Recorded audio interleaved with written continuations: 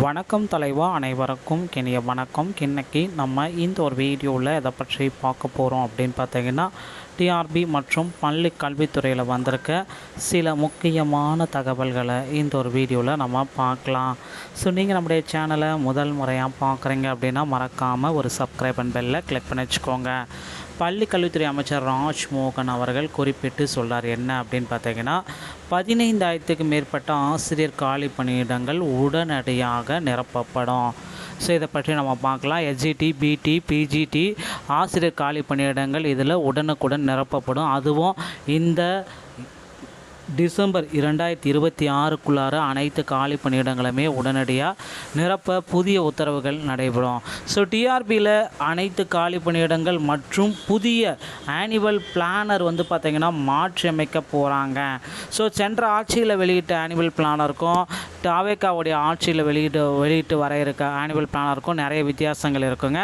So SMC மூலமாக காலி பணியிடங்களை நிரப்ப அதீத நடவடிக்கை எடுக்கும் அப்படின்றது குறிப்பிட்டு சொல்கிறாங்க.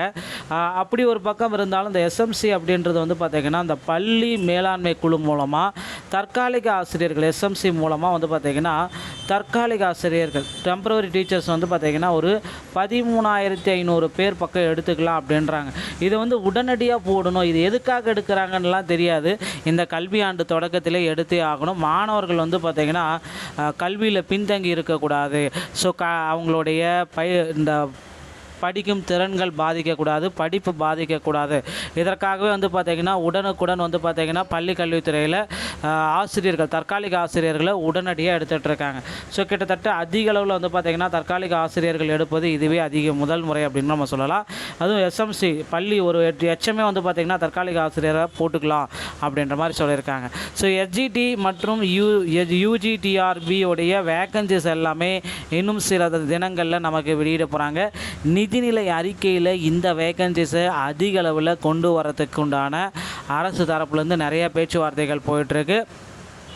இன்னும் ஒரு சில தினங்களில் இந்த வேக்கன்சிஸோடைய ஒரு திருத்தப்பட்ட பட்டியல் வெளியாகும் அப்படின்றத எதிர்பார்க்கலாங்க.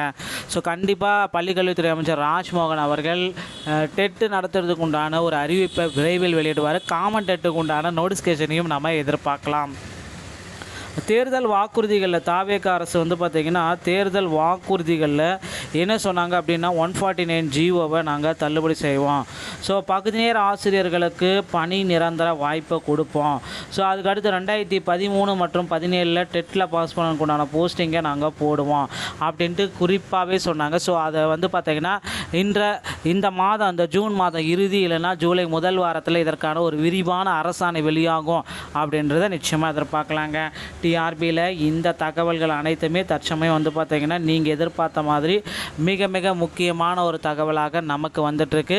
ஸோ அதே போல் இந்த நியமன தேர்வு அப்படின்றத ரத்து செய்கிறதுக்கு உண்டான ஒரு புதிய அரசாணையை தமிழக அரசு ரெடி பண்ணிகிட்டு இருக்கிறதா தகவல் வந்திருக்குங்க.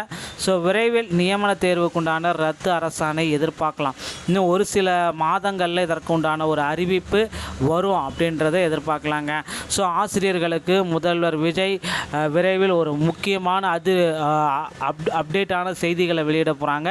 கண்டிப்பாக நம்ம எதிர்பார்க்கலாம். டிஆர்பி மற்றும் பள்ளி கல்வித்துறையில் இந்த தகவல்கள் அனைத்துமே உங்களுக்கு ரொம்ப ரொம்ப பயனுள்ளதாக இருக்கும் அப்படின்றத நாம் எதிர்பார்க்கலாம். வீடியோ உங்களுக்கு பிடிச்சிருந்தால் நீங்கள் நம்முடைய சேனலை சப்ஸ்கிரைப் அண்ட் பெல்லை கிளிக் பண்ணி வச்சுக்கோங்க. மீண்டும் ஒரு நல்ல தகவலோடு நான் உங்களை சந்திக்கிறேன். நன்றி, வணக்கம்.